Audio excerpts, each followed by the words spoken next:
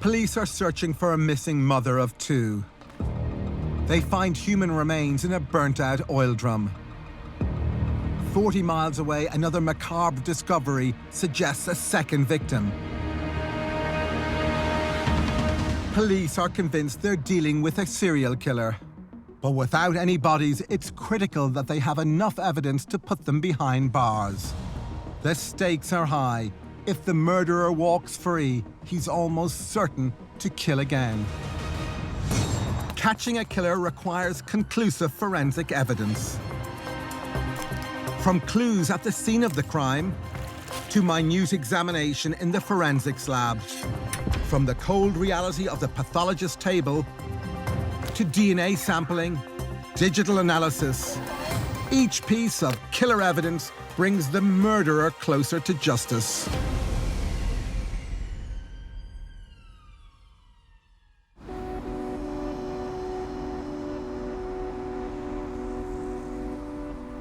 Kent, November 2021.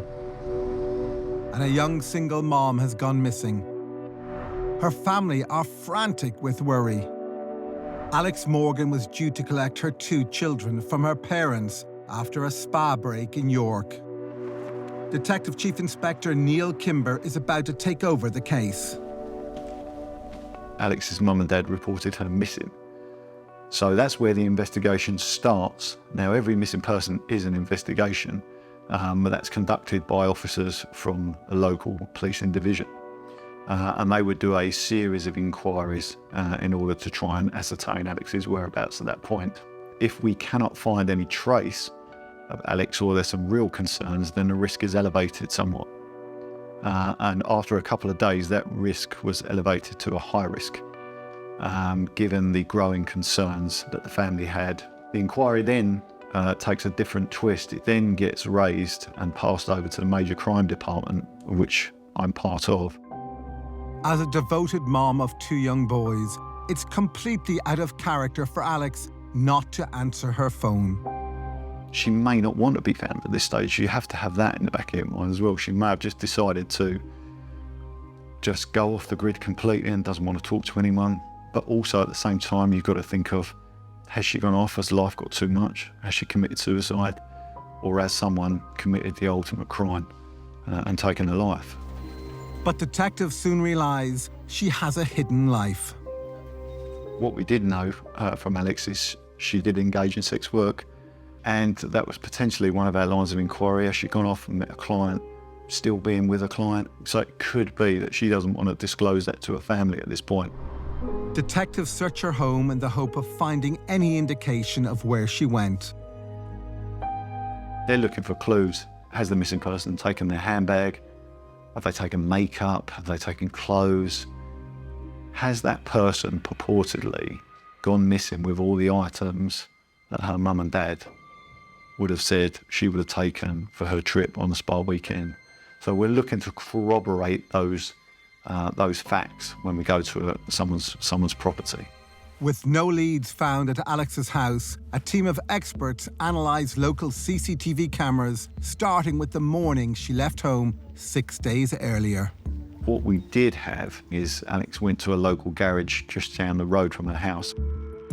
It's the first piece of evidence in the case. A hopeful sign that Alex will be found alive and reunited with her family.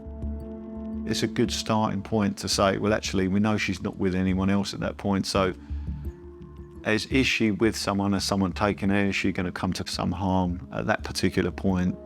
It gives you that belief that, no, there's nothing wrong at that particular time. The hunt for Alex now becomes a hunt for her car.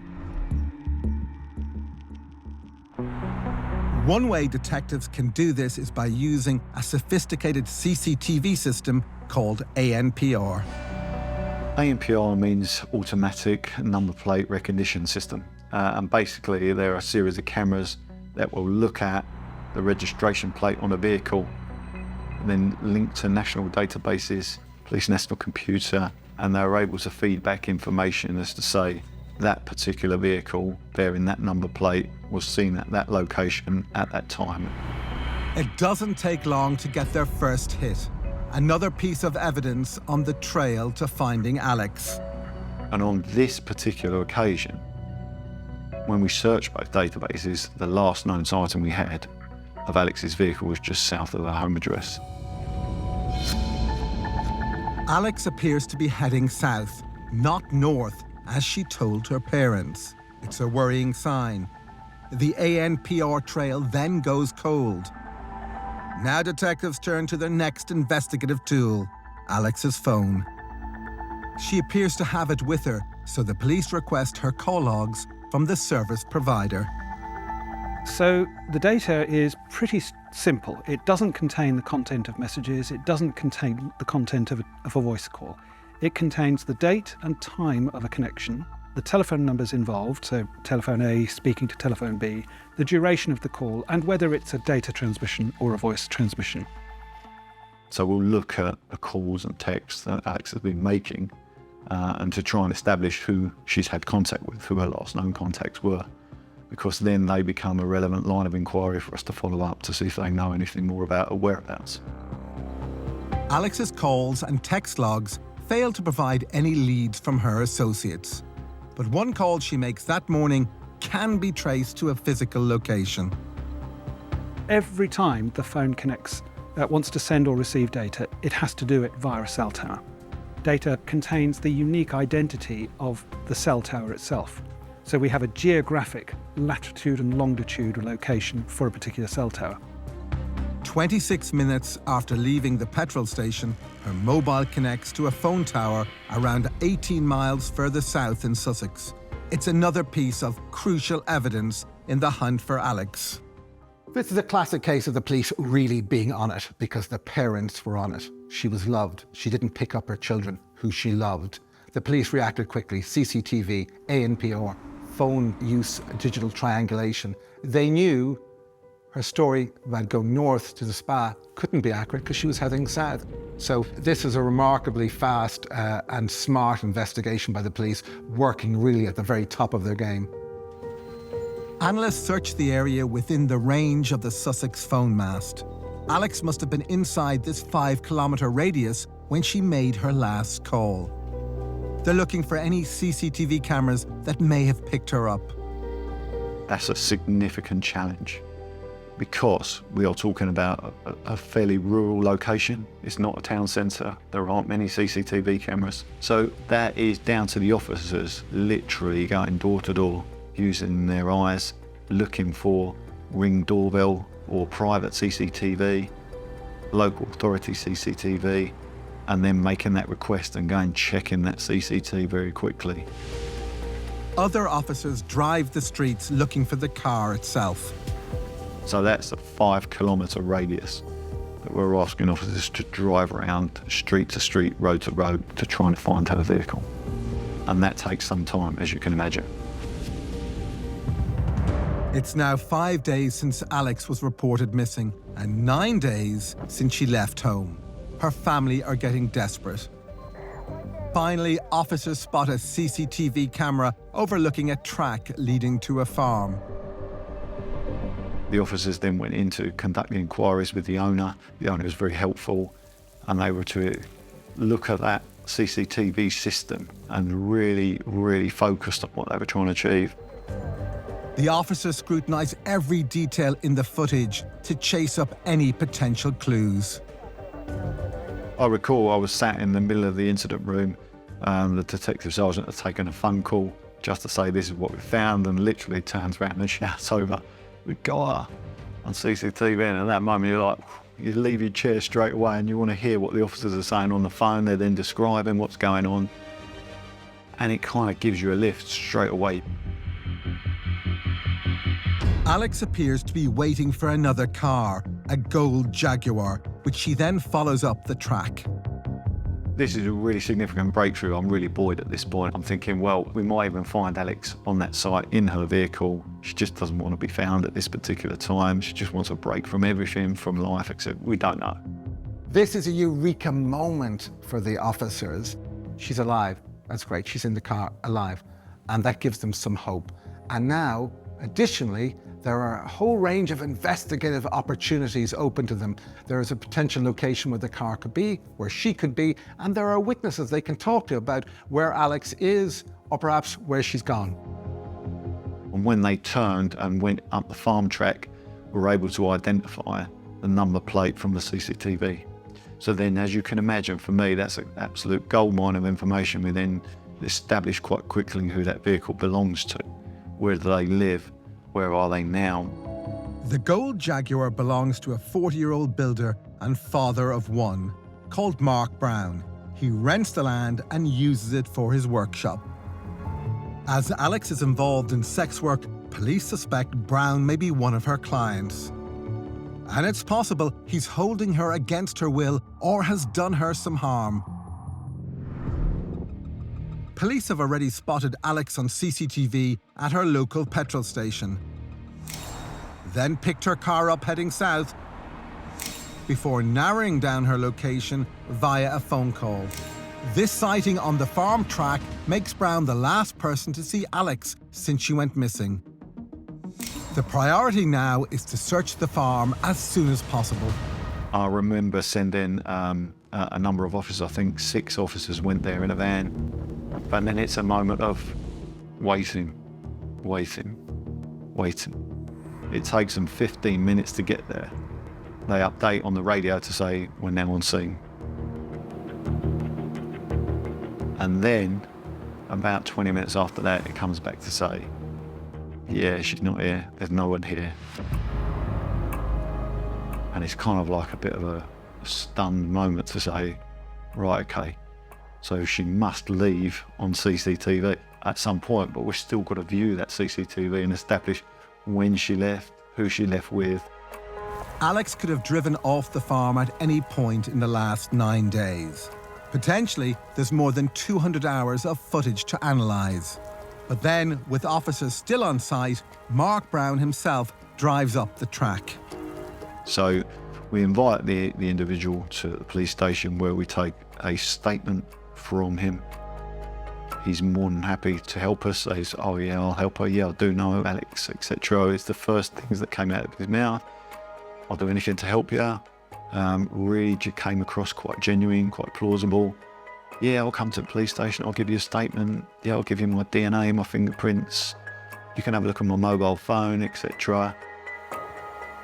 And basically, he tells us in his statement that yes, he's met Alex online, and he's engaged in some sexual activity with Alex. And on that particular morning, he met Alex around 8 o'clock in the morning. They had sex, and then she left about an hour later. The officers now would engage and understand this was a normal transaction. It happens. They knew at this stage that Alex was a sex worker. The most important thing to remember is this was a legal, normal, standard transaction. Sex between one consenting individual and another. It's legal. He's then released. He's not arrested. If Brown is telling the truth about Alex's movements, CCTV analysts should spot her leaving the farm around an hour after she arrived. And the officer's saying, we've just reviewed the footage again. We can't see her leaving, as that individual said about an hour later. Well, how far have you got? Well, we've got to about 3 or 4 hours after that time. What, she's still not left? Double check that and make sure. And these are absolutely critical at this point. Inconsistencies in Brown's account raise questions for the police. Is he a witness, or is he something more? Has he done something sinister to Alex Morgan, or is he hiding her? I need to know a little bit more about him, so then we start to do some intelligence work on him. And the initial scope of that intelligence didn't really tell us very much at all. So it wasn't like we've got someone here who's known for a lot of violent, really serious offences, which kind of made it even more perplexing, if I'm honest. Police again turn to the CCTV for answers. They painstakingly watch another 24 hours of footage. Finally, they see Alex's Mini leaving the farm 16 hours after she arrived. But it appears to leave in darkness, and it appears to be one person getting in the vehicle, and it appears to be, it's dark.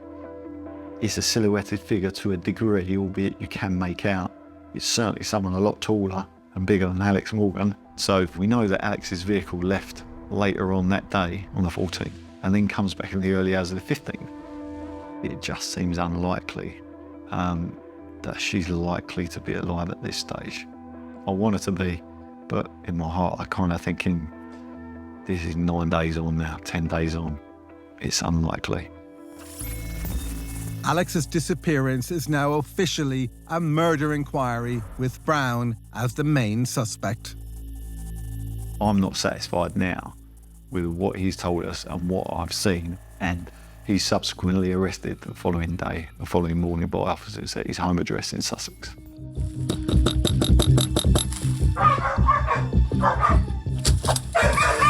Mate, it's the police. Just go inside for a sec. Is it Mark? Yes. Yeah, just right there. That's okay. We're from Kent Police. Okay, and just listen to what this officer's going to say to you. Mate, it's 5:35 in the morning. I'm arresting you on the suspicion of the murder of Alexandra Morgan. Okay? We believe that you were the last person that Alexandra Morgan was seen to be alive with. So therefore, you do not have to say anything, but it may harm your defence. You do not. Is there anything you want to say to us? Not right now. No. Okay, that's fine. Now in police custody, Brown's demeanour completely changes. He refuses to answer any further questions. Some of the key pieces of information of what he's told us, as in Alex Morgan went onto his land, had sex, and then she left an hour later. And we now know that's categorically not true. When challenged on that, he says no comment. At that point, I'm pretty confident he's killed her. But police still lack the killer evidence. All they have is CCTV that proves Alex never left the farm. They now need to search the land for any trace of her. I can remember driving up the track Alex Morgan drove up onto that land, and it was quite misty. And it, without doubt, it started to put hairs on the back of my neck. It was just a bizarre moment. It just had a real eeriness to it. And then got to this workshop barn that Mark Brown had, went inside the shipping container that was at the far end, was a small 6x6 room within that shipping container with a door on the outside, with bolts on the outside, with a bed. I think that's probably where Mark Brown may have had a sexual interaction with Alex Morgan. I think it's probably maybe he wanted to keep her there for a few days and do whatever he had in his mind to Alex Morgan. I've got to say, in all my years as a police officer, that is the most chilling crime scene I've ever been to. Dozens of officers conduct a thorough search of Brown's farm. And they search, fingertip search, that 4 acres were all land and buildings for clues for Alex Morgan. We didn't find a thing.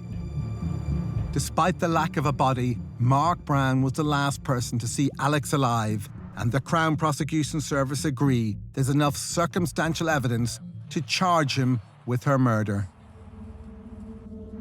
With Brown safely in custody, the police have more time to build their case. Before he was arrested, Brown was working at a construction site in Sevenoaks. The police head there next. Has he buried a body? Has he hidden her? It could be anywhere. Has he put her in the footings of a building? The manager at the site tells police Brown had asked him if he could get rid of something in a skip. A specialist team gets to work examining its contents. We found an oil drum that would be converted into an incinerator, if you like. And at the bottom of that was a load of ash and dust.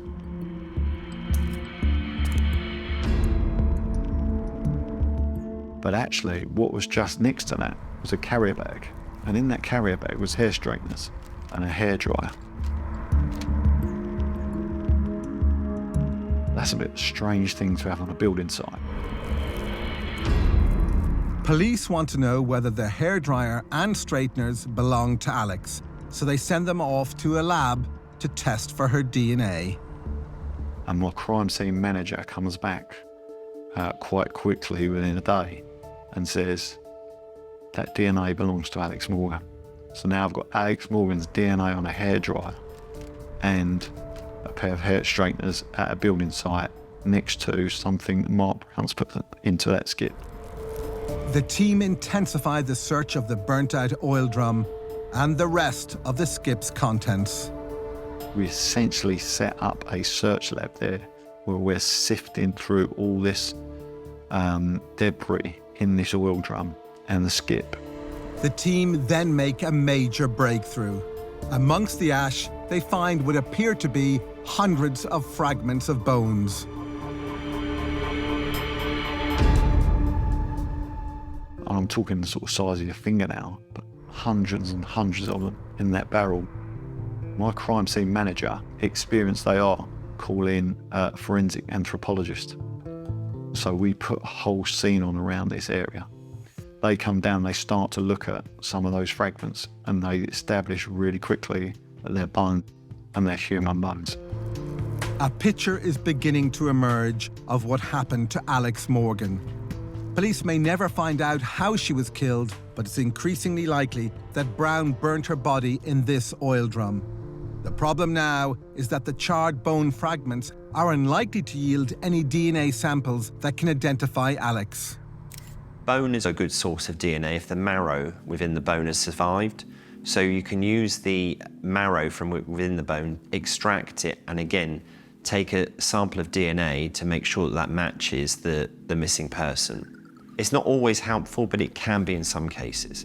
In this case, the bone marrow has been destroyed by the flames. We sent a number of samples off to see if we could extract, and we couldn't find anything. It was just to be thorough. In amongst the bones, the specialists also find 2 teeth. And that's quite a significant breakthrough, because why would we find 2 teeth in an oil drum, in a skip, at a building site that Mark Brown's working at, where Alex Morgan's hairdryer and her hair straighteners are? The teeth are sent to a specialist dentist, known as a forensic odontologist. Now, this is a dentist who is able to look at dental records and compare them to the teeth or the jaws in which we've discovered. So in this case, the fact that they found fragments of bone and fragments of teeth, and the forensic odontologist has been able to use those teeth to identify the deceased, would be usually because there's been dental work which has been unique to that person. So the forensic odontologist would have gained the dental records of the deceased which they had during life and compared those with the teeth which were discovered. So when we're trying to identify, we weren't going to get any DNA from those bone fragments, so we had to rely on odontology. So what we were able to establish quite quickly with all those bone fragments, teeth and circumstances, that was Alex Morgan. This is clearly killer evidence. It's remarkable. It shows the extra lengths these officers went to. They were indeed very, very lucky to actually find the barrel before it had been disposed of in the skip. So what we had here was bone fragments and teeth, which were indisputably linked to the victim, and they also had confirmation that the perpetrator was trying to destroy and get rid of this key forensic evidence. It didn't work. The net was now closing in. It is a real kind of bittersweet moment at that time. You're kind of pleased that you've got an answer, and then you've got to go and speak to the family and say, this is what we found. And I remember just the disbelief from Alex's parents, as you can imagine, as to what we found. And I have no idea how to process that. From then till whenever, I have no idea. The evidence against Brown is building, but the detectives continue searching. In Brown's work vehicle, they find prescription drugs belonging to someone called Leah Ware. So we're like, well, that's a key person. Let's go and find out, see if Leah Ware knows anything about Mark Brown, knows anything about Alex Morgan, key line of inquiry. My officers then go out and they can't find her. They cannot find Leah Ware. Until now, no one had raised any alarm bells about Leah Ware. No one has reported her missing. But with the shocking discovery that she hasn't been seen for 6 months, it's possible she's another of Brown's victims. Police have already gathered a wealth of evidence in relation to Alex Morgan's disappearance.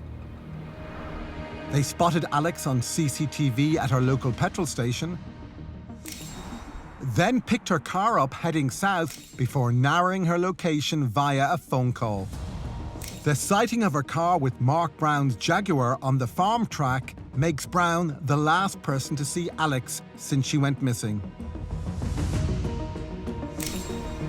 The discovery of a burnt-out oil drum with her hair products discarded nearby, and fragments of bone and teeth inside have strengthened the prosecution case for her murder.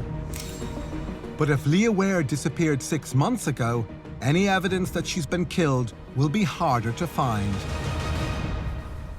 Sussex police opened an investigation into Leah Ware's disappearance and quickly established that the mother of 3 was in an abusive relationship with Brown. Her friends tell police Brown would use her for sex and then lock her in his shipping container before returning to his family. He has quite loose moral boundaries, looking to pay for sex, and he probably has quite dark sexual fantasies, but it feels like he's trying to keep that separate from his wife and from his home life. So he's almost trying to compartmentalize these internal impulses away from other people that he knows. Police discover Leah kept her pet dog with her at Brown's farm. Leah Ware never went anywhere without her little dog. It was called Lady. It was a Pomeranian.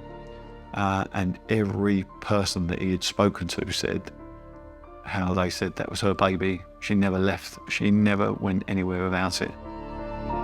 It's apparent that if Leah was still alive, she would have Lady with her. With this in mind, Sussex police make a macabre discovery after draining a pond at Brown's farm. There was a pond which was quite close to the outbuilding of Mark Brown's workshop. And in that pond, there was a kettlebell that was found, and attached to that was a lead and a collar and a number of small bones next to that, which appeared to belong to a small animal.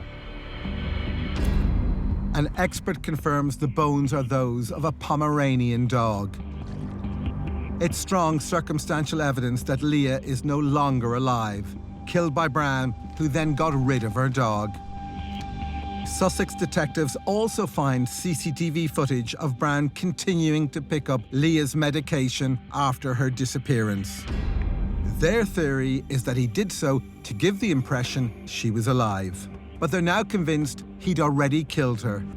The Crown Prosecution Service agree, and Brown is charged with Leah's murder.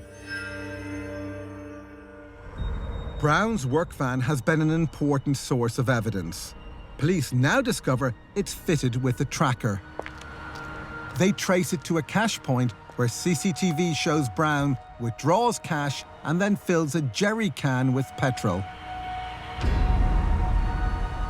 And this is after what we believe potentially Alex Morgan's being killed. And it's our belief that he killed her and then he set fire to Alex's body in order to dispose of her. Up until now, Brown has denied any involvement with the disappearance of either Alex Morgan or Leah Ware. But at a pre-trial hearing, charged with both murders, Brown's legal team makes an astonishing admission. Their legal team then say, my client is admitting to destroying Alex Morgan's body by fire, but says it was an accident. And in relation to Leah Ware, he's saying he doesn't know where she is. I'm sat next to Alex Morgan's father, who at that point is just dumbfounded as we are. We're quite shocked at that point. It's quite a revelation. And at that stage, a really hard thing for Alex's dad to kind of take in. And it was a real revelation inquiry, really. That's quite a significant step. Now, essentially what we've done at that point is we've got the right person. We know she's dead. He's saying it was an accident. We'll have to disprove that. And he's saying how he did it as well, which is quite horrific. Brown claims Alex fell over in his workshop that Sunday morning when she met him on his farm. She banged her head and she split her head open and there was blood everywhere and he panicked. And then he put her in an oil drum, poured petrol and set fire to her. and then dispose of her body at building site, as we know. So effectively he was admitting to a minor crime, illicit disposal of a corpse, but he wasn't admitting to murder. It was an accident. So he proffered that. He understood there was no CCTV. He understood that there was no confirmation of that, and therefore also no ability to disprove it. But what he doesn't understand is, of course, every accident will leave a trace. If there's no trace, maybe there's no accident. So it's left to the police to try and disprove his late defence. If he was telling the truth, there would be evidence of her blood at his workshop. Blood is incredibly difficult to get rid of. If you look at it, it looks like you've done a marvellous job and that you've cleaned this off beautifully. But there are often traces of blood there still, even though you can't see them, and there are techniques available and chemical enhancements that will show you exactly where the blood is, even if it's not visible to the naked eye. Officers again searched Brown's workshop. We searched his workshop. There was no trace of any blood there. We had forensic teams in there. We had what we call blood dogs, if you like, or specialist search dogs. They didn't indicate at all. The fact that there's no trace of Alex's blood at the workshop undermines Brown's claim that she died in an accident. Police are confident the defence case won't hold up in court, but they press on and see if they can locate her vehicle. So if we find her car, she could still be in the car, she could be in the boot. Anything could give us a forensic opportunity. The CCTV analysts have now watched 4 full days of footage from the camera overlooking the farm track. They spot her Mini leaving the farm on the 17th of November, driven by Brown, and following a small van. We identify who that other individual was, and he is arrested for assisting an offender at that point. So we're quite late on in the evening, and I'm heading home at this point. I've got this individual being interviewed, fully expecting a no-comment interview, etc. However, the individual then tells us exactly where they went, and this individual said they went there. Mark Brown had asked him to help drop a car off, and can you pick me up? He'd agreed to do it, and he told us exactly where that car was. Brown had changed Alex's number plates, but there was no further evidence in the vehicle to take the case forward. Now the team prepare for trial. They review their evidence and disclose it to Brown's defence team. Disclosure is a normal part of the protocols. It's an obligation on the police and prosecution to hand over used and unused material to the defence, because in that material, the defence, the accused, might find something that might be useful to their defence. But it also offers the police an opportunity to examine the weaknesses and strengths of their own case before they ultimately bring it to court and present it to the jury.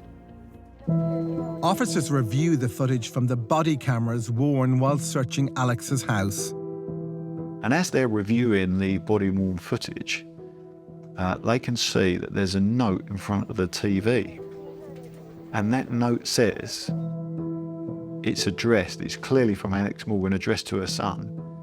And she says, let's go rollerblading. So, when we then start to look further into that, we then establish that when we go into the bedroom of her son, we then find a rollerblade box. And within that rollerblade box is a couple of £1,000 in a child's bedroom. And there's also a mobile phone. The phone is a significant piece of new evidence. It contains messages showing Brown had lured her to the farm with the promise of a £100,000 business deal. He said he had a job for her. It was a weekend. It wasn't much work involved. She would have to do a few bits of shopping, go in and out, and bag up a lot of cash. And for that, Alex Morgan was going to get paid £100,000. When the police discovered through the WhatsApp messages that poor Alex was lured to the farm with the promise of £100,000, an indecent proposal. Why? Well, the police knew that Mark Brown was lying because he was a construction worker who worked part-time on cars on the side. There was no way he'd £100,000 in the bank. There was no way he could deliver on his promise to Alex. He now was a liar. He lied to lure this poor victim into his lair. Alex did suspect the offer was too good to be true. Among the items in the rollerblade box are notes to help the police in the event of her disappearance. They include the postcode of Brown's farm. And there's also a note which says along the lines of, if you need it as evidence, give this to the police. That's quite a significant breakthrough. She had basically left a breadcrumb trail for her son to find and let probably grandparents know if it all went wrong, and then let the police know. And that trail turned into a real goldmine, and it really, really assisted on the inquiry and said what this was all about. And I think we do know, what we're able to establish is that when Mark Brown left Little Rich Farm on that evening that he'd probably killed Alex at that stage on the 14th, we believe he went back to her home address and he was searching for something. And I believe that's what he was looking for. Because I think there'd probably been a fallout between Alex and Mark Brown about this whole thing, this whole setup, this whole $100,000 deal, if you like. And I think Alex had probably called him out and established that it was a lie. And she may well have said, well, I've got evidence of it if anything happens to me. It is my real belief that that's what Mark Brown was going back to find. But thankfully he didn't find it, and we did.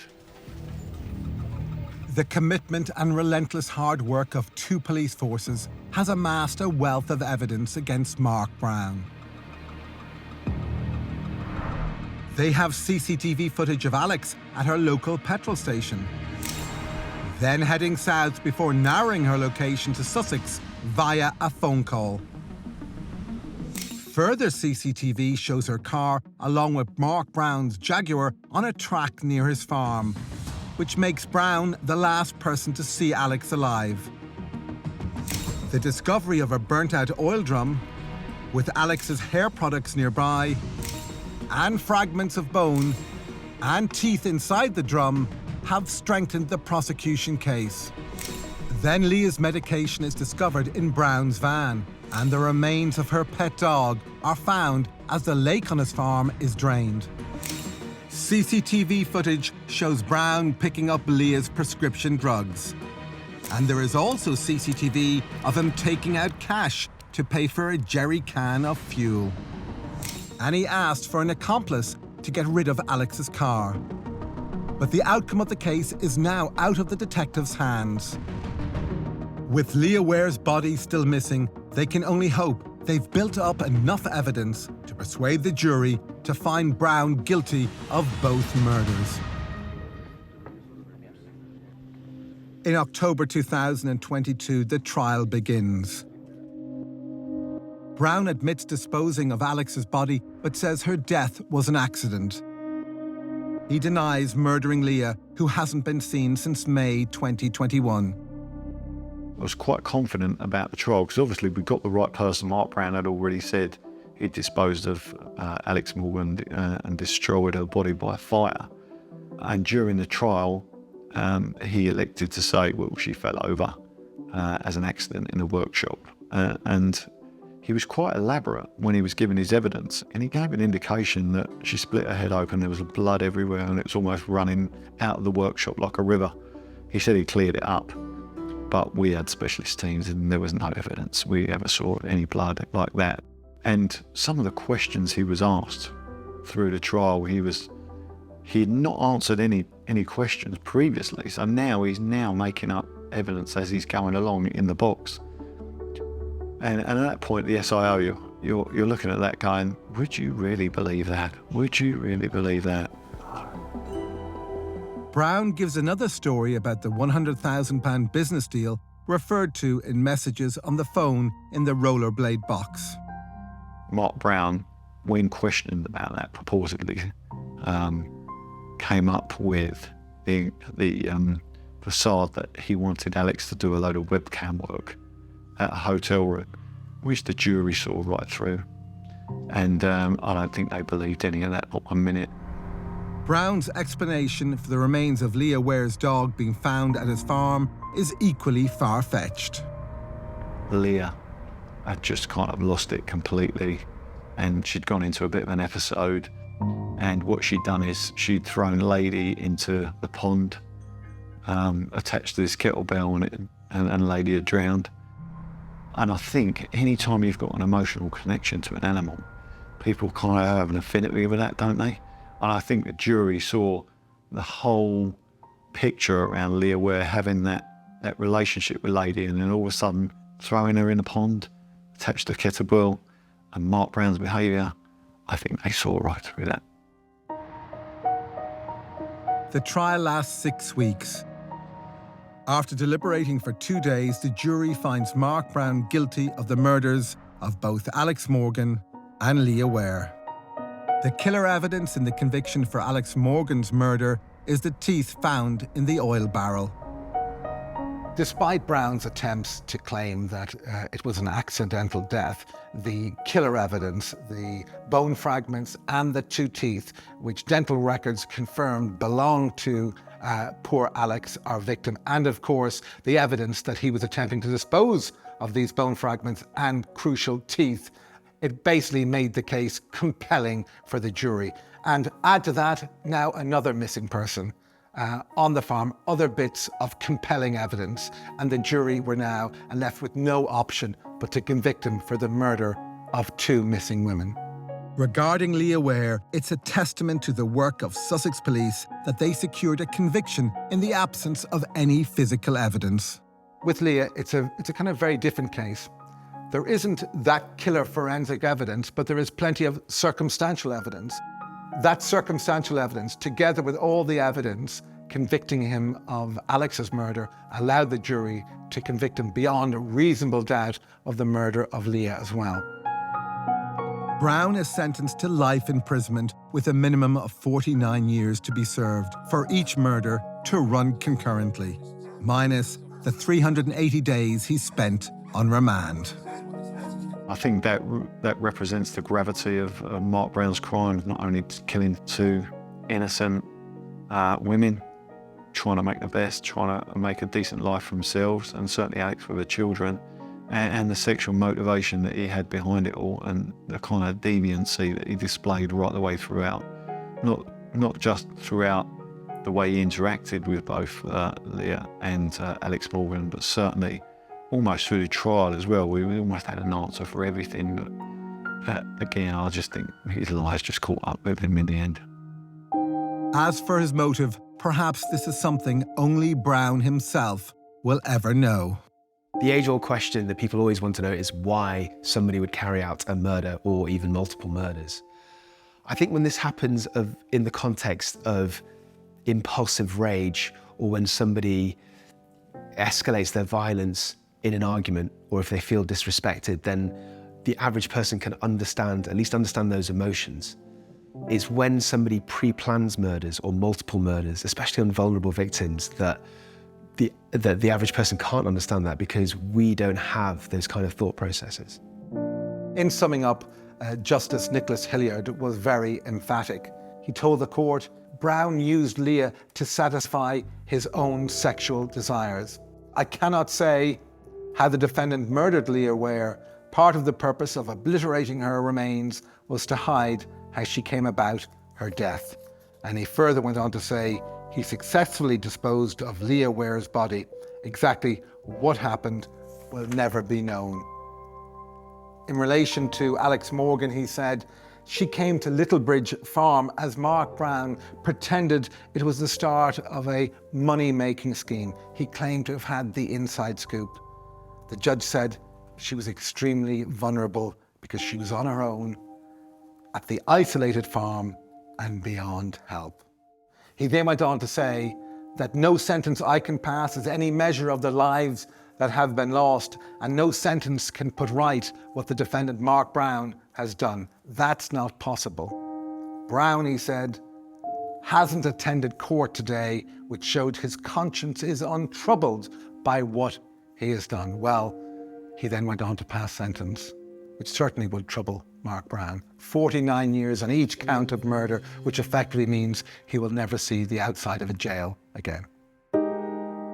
As was the case throughout the investigation, it's Alex's and Leah's families who are at the forefront of the detectives' minds when justice is finally served. For me, it's more relief for the family. They've got some sort of answers, some sort of justice. It will never be the right justice, clearly, but I hoped, and you were always, as the SI, you're always hoping that the family get the justice they deserve. And I think they did in this particular occasion. The judge sentencing Mark Brown to 49 years for the murder of Alex Morgan, to 49 years for the murder of Leah Ware to run concurrently. That's a significant sentence.